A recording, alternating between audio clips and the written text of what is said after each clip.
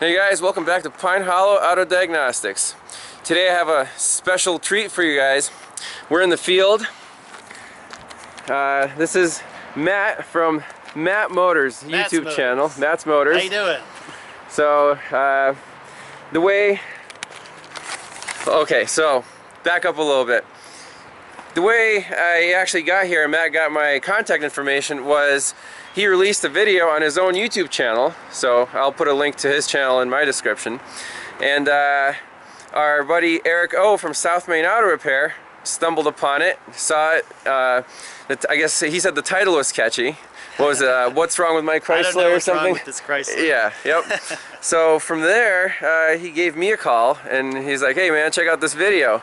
This guy's kind of looking for help." So I looked at the video. We didn't even know where Matt was located, so Eric was like, if you can get the car to me in Avoca, New York, or Ivan in State College, we can help you out.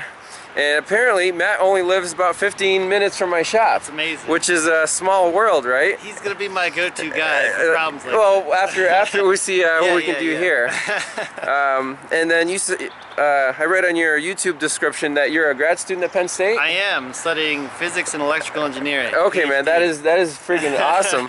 I was in Penn State a few years ago studying material science. Oh wow! I was also in the PhD program, so that's kind of like awesome. Man. Yeah, ridiculous. Small world. Yeah. So yeah, that's where we're at. We have this, what was it, 2000 Chrysler 300M. Chrysler 300M with the 3.5 V6. Yep. And it's the single overhead cam. I did a little bit of research on it. It has a timing belt. Yep. Pretty classic setup. There's some stuff off the motor. The motor's not normally like this. It looks fairly complete. Right, but so from here, what we're gonna do is I'm going to ask Matt some questions, take some notes, get some history on this car, and then so you guys are on the same page, and then we'll get to the diagnosis. Is mine going? Yes. Alright, so now we're going to have the pre-diagnosis interview, since this car has a very long and hard history. So basically, what I do usually before tearing into anything is, if the problem is really kind of complicated or there's been a lot of things tried and replaced, there are a lot of variables. So basically, if we start from scratch, you get the whole history, like a timeline, and then that'll make my thought process go a lot smoother, and the diagnosis will take less time, and hopefully we'll get to the bottom of it more efficiently. So with this car, let's start from scratch. Like, how long have you owned it? When did the problem start? Well, it was my girlfriend's car. It was her old car, and she overheated it at least 2 times. It might have been 3 times, really badly. Really badly. To the point where it stopped running. She couldn't get it started. Holy cow! Yeah, and so after I heard that, I was even amazed that it was still going. So. Then after she got a new car, I said, "Oh, let me keep it and let me just play around with it, Sure. And there's a lot of things that needs to be done. But basically, I found there was an internal leak somewhere, and I initially suspected intake gasket. So you're telling me it was losing coolant. That's why it was overheating in the first place. Yes. Right. Yes, it was losing coolant, and then somewhere along the line, it did a leak down test with the intake off. For some reason, I can't remember why. Because you couldn't see an external leak. Yeah. It wasn't dripping anywhere. Yeah. All the hoses were good. But I already took the intake off, and the gasket was bad, like clearly bad. So you assumed the intake gasket was just leaking into the intake manifold. Yep. Right? Yep. Okay. So anyway, I don't know why, but I did a video on that leak down test. Okay, we'll link to it. Yeah, so it'll pop up, and you can see in that video when I did it, there was coolant squirting out of cracks by the valves when you look inside. So you look right down the runners. Yeah. You see the coolant. You can see it spraying out. So that was probably I don't know cause or effect, but probably after the severe overheating and the head. I'm guessing, yes. That's what we can only assume, but that was a problem. Yeah. Okay. So then I replaced the heads. Okay, so where did you get the replacement heads? The salvage yard. Salvage yard. Okay. And did you pull them yourself? I did not. They didn't allow that. They said we'll pull them for you. Okay. And I just went in and picked them up. And it was off of a Chrysler 300M. That's what they tell me. Well, they didn't. I'm not even sure they said that much. They just.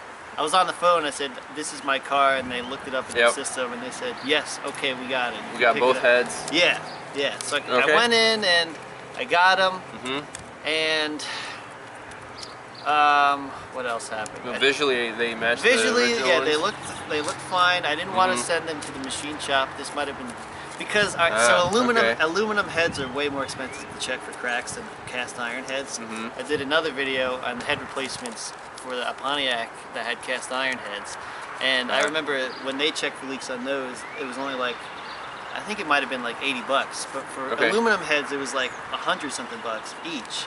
Oh, and, okay. And you got V6, so you got two times two. Yeah. So anyway, right. I just took my chances there, and there's no, from what I can tell, there's no leaks. Did you put a straight edge on it, or I mean, for light? I did a little bit, but like I was kind of just like, well, this isn't a main car. I'm gonna take my chances. So put new head gaskets. You know, the replacement heads on there. Yep. New head bolts because they were stretch bolts. Okay. New intake gaskets, obviously. Yep.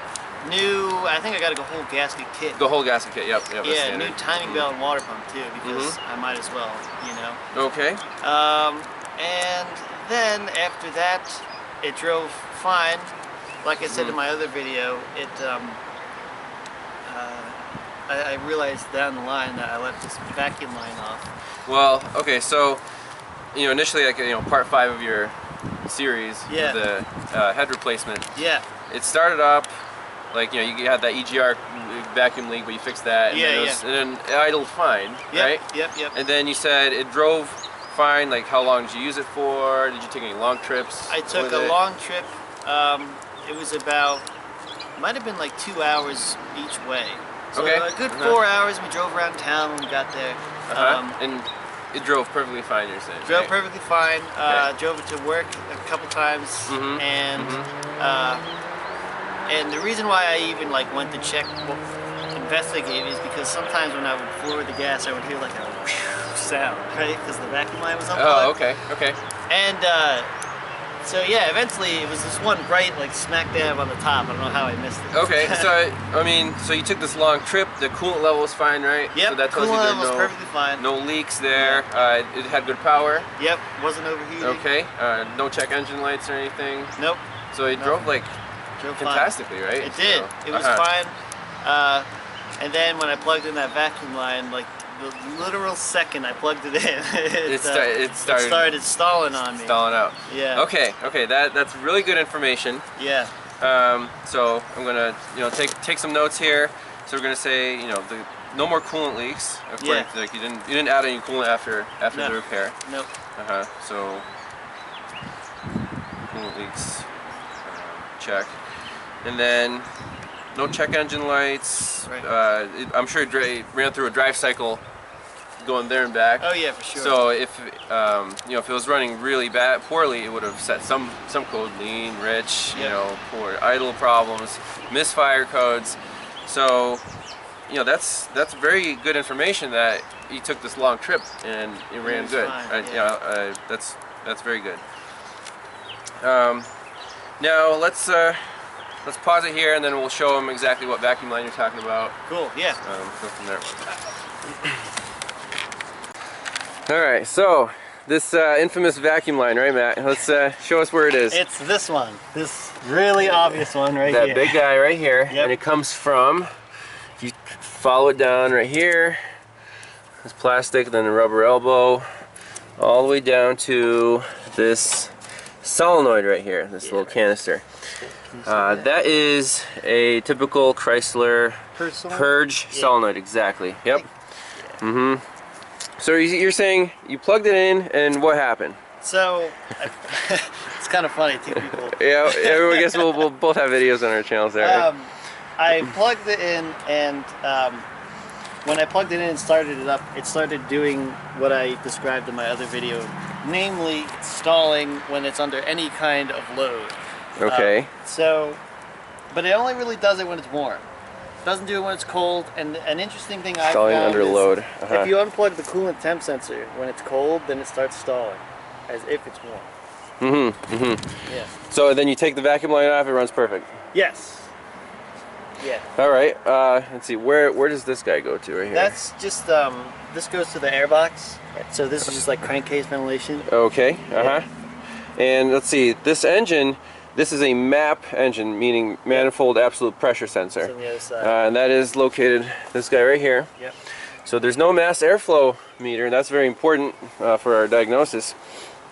So basically, this car can run without the air box. See, the air intake is back here, right? Yep. That's the throttle body. So this is just the intake for the PCV system. Yeah. And we don't have to worry about that because there's this is not a vacuum leak. Yeah, exactly. So on a MAP engine, any air that gets into the engine, basically, it doesn't matter if it goes through the throttle body or this PCV system. Or the intake gasket. Or the intake gasket. The only thing it should do, theoretically, is raise the idle a little bit, and then that'll very be robust to vacuum leaks, according to what I. Yeah, it'll just rev higher, and then the idle air control motor will start to spin down, and then you might get a code for I can't get the idle down to where it's supposed to be, Right. but it shouldn't set any lean or rich codes.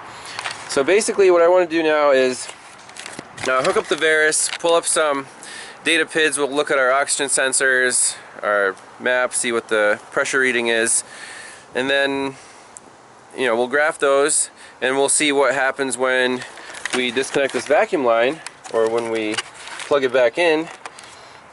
See if our fuel trims change, and that should give us a good clue to what's going on. So we got the Varus hooked up here, and what we're going to do is start her up. Now that vacuum line I actually unhooked to simulate how it was running fine before, and then we'll hook it up and see if anything changes. Did you unhook the vacuum line? Yep, I unhooked the vacuum line. Now, let's see, is this a California or federal emissions? Let's look on the emissions label. And we have here, passenger cars, California regulations. Alright, so this is a California model.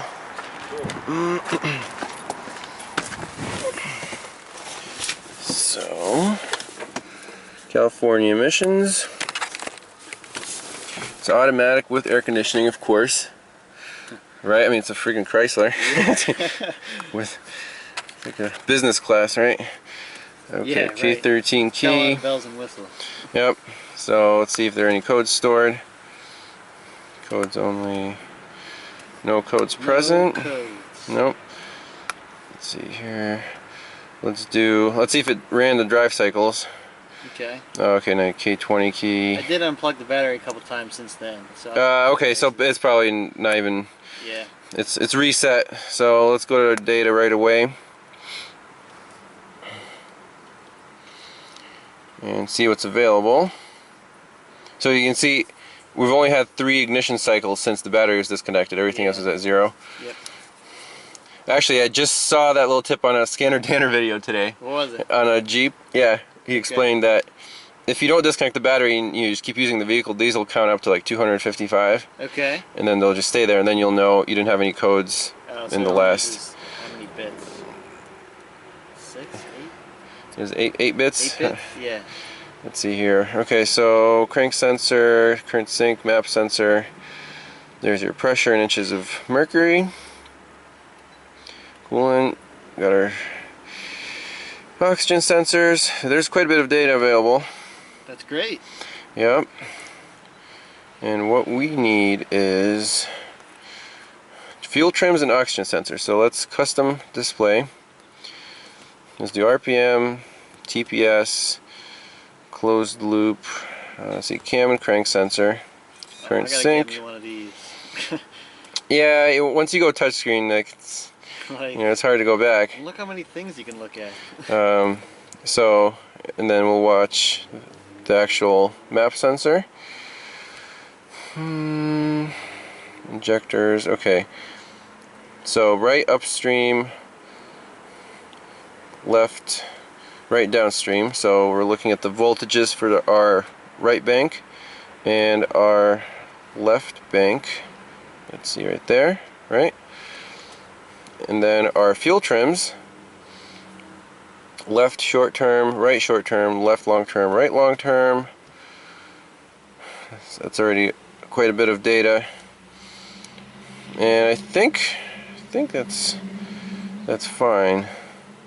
So let's list view. So you can see right now we're at 0.5 volts on our oxygen sensors. That's It's called a bias voltage. So until they warm up, they're just hanging around half a volt. Okay. Yeah, let's just start it up and see what happens. So that's our vacuum reading right there. Started right up. Can you look at misfire counts? Because I feel like we could. I feel like I hear them. Maybe you'll see later. Yeah, let's just let it warm up a little bit. Okay. I do feel a little shake. Yeah. So Matt might be right there. Might be a single cylinder misfire or something, but so our oxygen sensors. Let's look at just the upstream for now.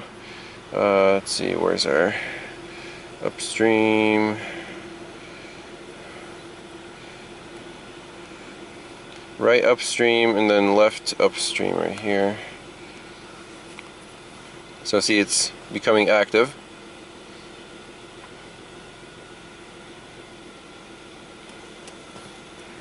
Give it a little gas. I don't know, what is that? Is that a knocking? Yeah, especially when you let go of the gas. Has that always been here? That's happens when you, that's something I forgot to before the head swab, before anything? I don't think so, no. I don't know, honestly. Interesting. Alright, so our oxygen sensors are alive now. It's switching up and down. That's great. Our manifold vacuum is around 19 inches, which is normal. I wouldn't, get excited about that. Current sync is okay. Cam and crank show yes. That's good. So let's look at our fuel trims now, since we know our oxygen sensors work. And then also pay attention to our downstream sensors. They're hanging around, 0.7. So nothing wrong with that.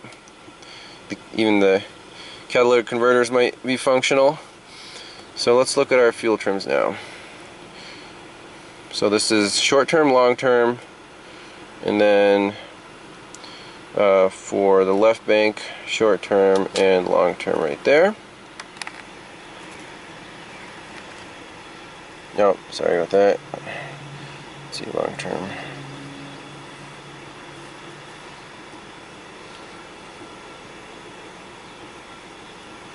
There. I just want them in the right order. Right. Whatever. Anyways, long terms are at 0. Short terms are this -5. This one's -10. I'm gonna raise the throttle a little bit.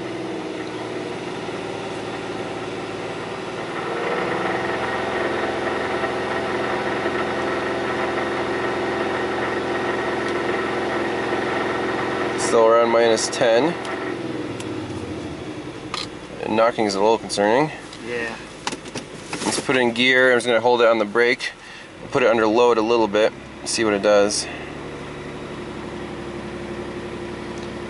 There's definitely a misfire. Yep. You can feel it, the car's shaking. Definitely feel it.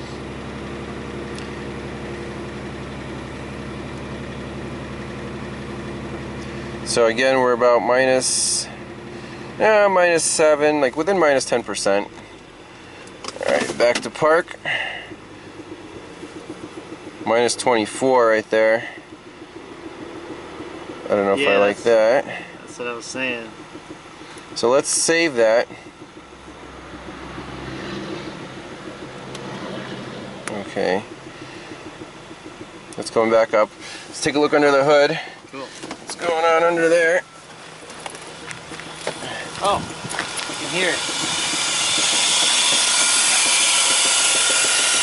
It's not a good sound. It's not a good sound at all.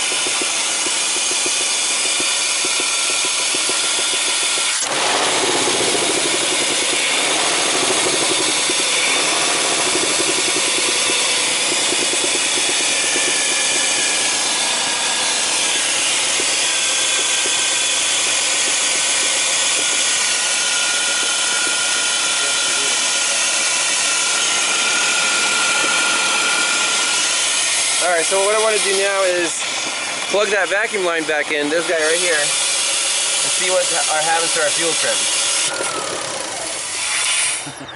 So actually I plugged that hole and it stalled out. That's interesting, interesting. Let me put this on a tripod. The oil lights start coming on. Yeah, recently, so I don't have much hope that we're gonna fix this. I just want to know what's making it stall, pretty much. Alright. Wow. So it's losing oil pressure, huh? Yeah, but I mean, considering that it's been overheated like severely, yeah.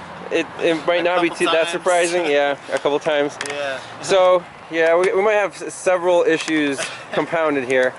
But let's see why it stalls with that vacuum, port plugged with, at least with my finger. Let me get the Varus out here, look at the fuel trims. Alright, so we got the Varus here. The glare is ridiculous, but hopefully you can make something out. So our fuel trims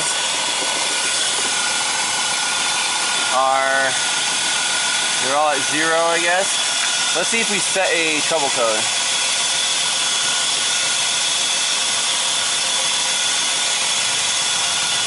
No, no code.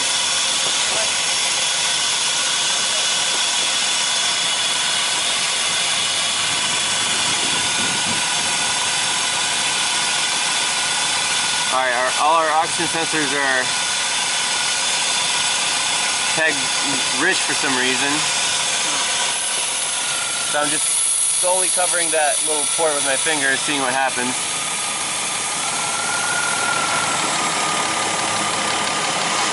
Okay. Let's see, our short-term trims they went negative.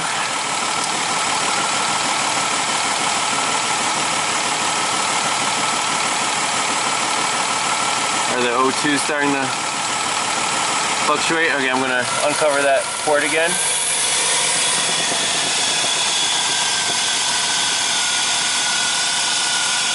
Yep, yeah, we're active. We're in closed loop. So you can see the idle air control valve compensated for that vacuum leak. The idle came back down. So I want to see if our fuel trims if they change at all in 2 scenarios. If I put my finger on that, or if I put this purge line on there. That'll tell us a couple things. So again, let's look at our short-term adaptation. So first I'm going to put my finger on it. Now I don't want to make it stall, so I'm slowly putting my finger on it to let the idle air control valve catch up.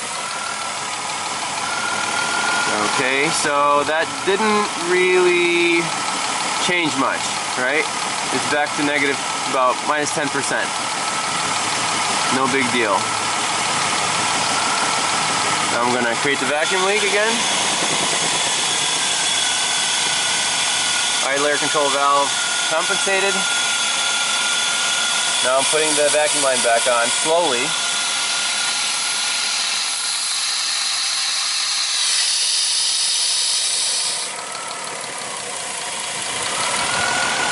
Looking at our fuel trims. Pegged out. Minus 25. That's pretty wild, huh?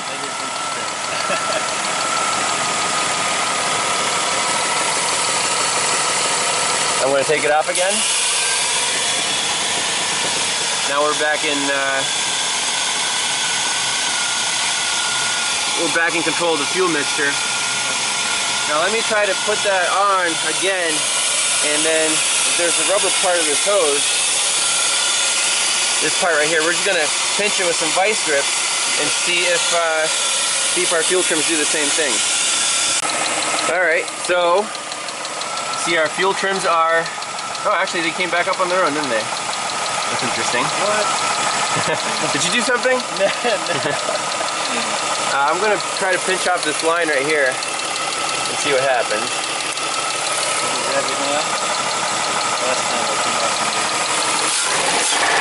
I'm afraid like a rod's going to come up and hit me or something. It just sounds angry. Alright, what's going on now? Now we're rich again? Yeah, we're at 0.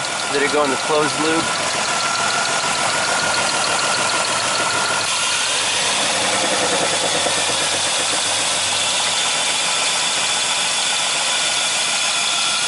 see, custom closed loop timer. Let's see if we can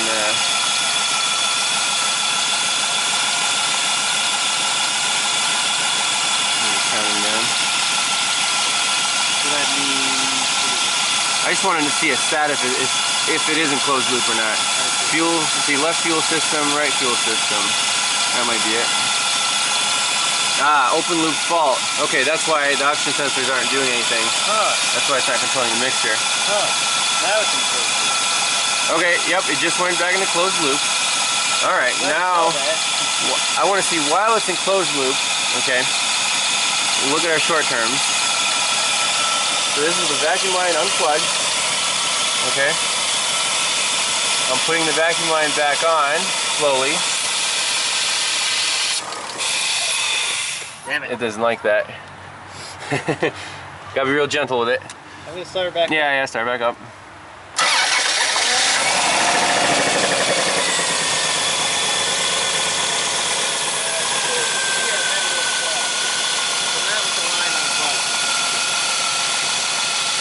Now it's an open loop fault again.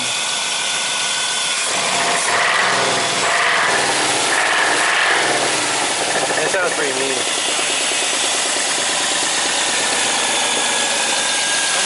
Misfires or what? Yeah, well, we'll look into that Yeah. eventually. I just want to see what the cause and effect of that vacuum line from the purge valve. So I want to get back into closed loop if we can.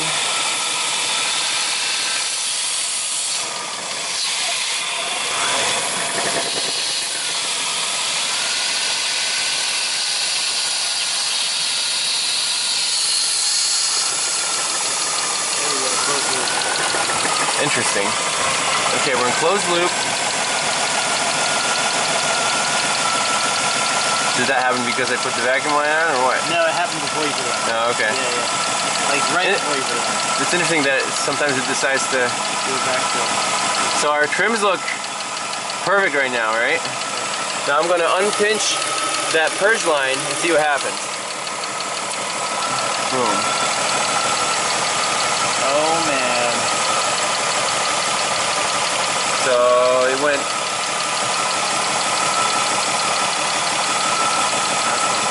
Now it's going back up, right?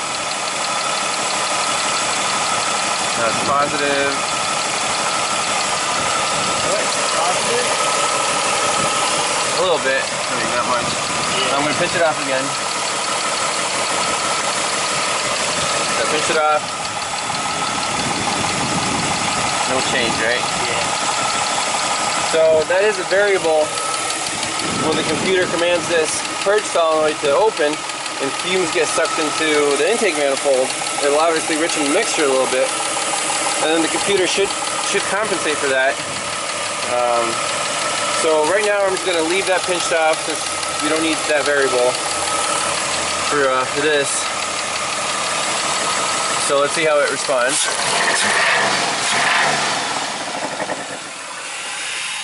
Oh, So after I revved it up, it didn't come back to an idle, it just stalled out. And the status here goes into open loop fault mode pretty frequently. So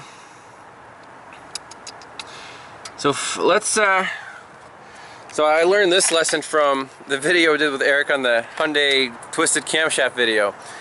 Let's do a relative compression test. It takes literally a few minutes. It'll tell us if all the cylinders have good compression. Now, for some reason, I doubt that they will because we are hearing that really strong knock here. So, I mean, and it is kind of shaking. So we want to see where this misfire is coming from because that will throw everything off. You know, if we have a dead cylinder. So let's do a relative compression test and kind of see where that takes us.